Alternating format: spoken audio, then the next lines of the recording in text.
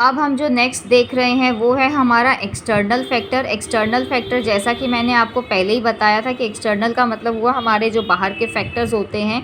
तो बाहर के फैक्टर्स में हमारे इंडिविजुअल आ गए, ग्रुप्स आ गए, एजेंसीज आ गई, जो हमारे बिज़नेस को डायरेक्टली इम्पैक्ट नहीं करते हैं, ये इनडायरेक्टली इम्पैक्ट करेंगे।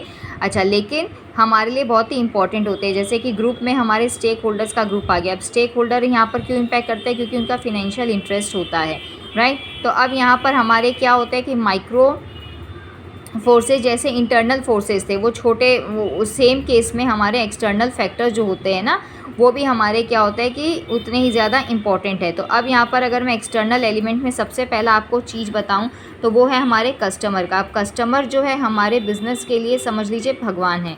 अगर कस्टमर सेटिस्फाई नहीं तो हमारा बिज़नेस लॉन्ग रन में कभी रन कर ही नहीं पाएगा। तो हमें पूरा ध्यान रखना होगा कि हमारे कस्टमर्स की सारी ज़रूरतों को हमको पूरा करना है। अब हमारे लिए कस्टमर कौन हो सकते हैं? Individual, house hold, government department, कोई भी हमारे लिए हो सकते हैं, राइट। अच्छा, तो अब हमें बिज़नेस को सक्सेसफुली रन करने के लिए उनकी ज़रूरतों को समझना बहुत ज़रूरी है, उनकी एक्सपेक्टेशन को समझना बहुत ज़रूरी है। सिर्फ हम प्रॉफिटेबिलिटी या इलास्टिसिटी ऑफ डिमांड के ऊपर जो है डिपेंड नहीं कर सकते। इन जनरली हमें क्या होगा कि सिंगल कस्टमर ग्रुप के ऊपर डिपेंड करना हमारे लिए नहीं, हमें ग्लोबली जो है ग्लोबलाइजेशन और लिबरलाइजेशन ऑफ इकोनॉमी के बारे में भी सोचना होगा और ग्लोबली हमें अपने बिज़नेस के बारे में सोचना रहेगा। नेक्स्ट हमारा जो कॉम्पिटिटर्स होता है, कॉम्पिटिटर्स हमारे क्या होते हैं? डायरेक्ट इंडायरेक्ट कॉम्पिटिटर दोनों हो सकते हैं। डायरेक्ट कॉम्पिटिटर जो होंगे वो हमारे क्या होंगे? जो सेम प्रोडक्ट को मार्केट में ऑफ़र करे। जैसे कि मान लीजिए अगर हम टीवी के लाइन में हैं तो आजकल आप लोग देखते हैं टीवी में इतने सारे ब्रांड है, सोनी है, वीडियोकॉन है, फिर आपका ओनिडा है। तो ये लोग क्या है कि आपके डायरेक्ट कॉम्पिटिटर्स हो गए।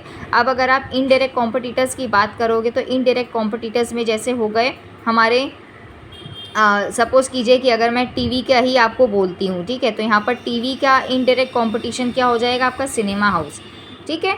नेक्स्ट आते हैं आपके सप्लायर। तो सप्लायर्स जो होते हैं इनका काम क्या होता है? टाइमली बेसिस पे रॉ मटेरियल को आपको सप्लाई करना। तो ये एक रिलायबल सोर्स होना चाहिए आपका। और यहाँ पर आपकी मतलब आपको ये ध्यान रखना है कि आपका ये कंटिन्यूस ऑपरेशन होना चाहिए और आपकी जो कॉस्ट होती है इन्वेंट्री कॉस्ट वो आपकी ज़्यादा नहीं होनी चाहिए। नहीं तो आपका क्या है कि फिर सामान का प्राइस बढ़ेगा तो आपकी मार्केट में फिर सामान उतना ज़्यादा डिमांड आपका रहेगा नहीं। और क्वालिटी आपको मेंटेन रखनी है। और इसमें जो रिस्क होगा कि आपको मतलब क्या है कि सिंगल सप्लायर के ऊपर आपको डिपेंड नहीं रहना है, क्योंकि सिंगल सप्लायर के ऊपर अगर आप डिपेंड रहेंगे तो माइट भी पॉसिबल आपको मार्केट में सक्सेसफुली रन नहीं भी करने दें। नेक्स्ट आपका जो पॉइंट आएगा वो मार्केटिंग इंटरमीडियरी, जिसको हम मिडल मैन भी बोलते हैं। तो मिडल मैन यहाँ पर क्या काम करते हैं कि हमारी कंपनी के बिज़नेस को प्रमोट करते हैं, जिससे सेल्स और डिस्ट्रीब्यूशन का काम हमारा बढ़ता है। मिडल मैन जो होते हैं वो हमारी कंपनी के एजेंट, होलसेलर हो सकते हैं। अब यहाँ पे हमारे मिडल मैन में कौन आएगा? जैसे कि ट्रांसपोर्टेशन फर्म आते हैं, एडवर्टाइजिंग एजेंसी हमारी आ गई, तो ये हमारे मिडल मैन का काम करते हैं। नेक्स्ट हमारे आते हैं फिनेंशियल का काम है, जैसे शेयर होल्डर, फिनेंशियल इंस्टीट्यूशन, ये सब हमारे फिनेंशियल होते हैं। इनका काम होता है कि हमारी कंपनी को फिनेंशियली स्ट्रॉन्ग बना के रखना और हमारी कंपनी में इन्वेस्ट करते रहना। अगर हम ये लोग इन्वेस्ट नहीं करेंगे तो हम कभी भी अपनी कंपनी में फ़ंड को रेज़ कर नहीं पाएंगे।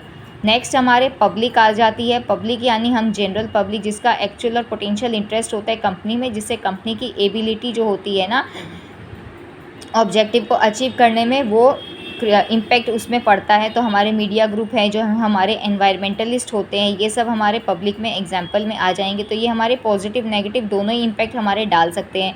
जैसे अगर मैं आपको एग्जांपल देती हूँ, मान लीजिए हमारा मीडिया ग्रुप है, अगर वो किसी कंपनी के बारे में कुछ अच्छा बोल दे तो उसकी इमेज इंप्रूव हो जाएगी। यही अगर वो हमारा कुछ नेगेटिव साइड शो कर दे तो हमारी क्या होगी कि कंपनी की पूरी इमेज डाउन हो जाएगी, राइट। तो ये सब हमारी क्या होती है कि पब्लिक इमेज के बारे में भी हमें ध्यान देना होगा।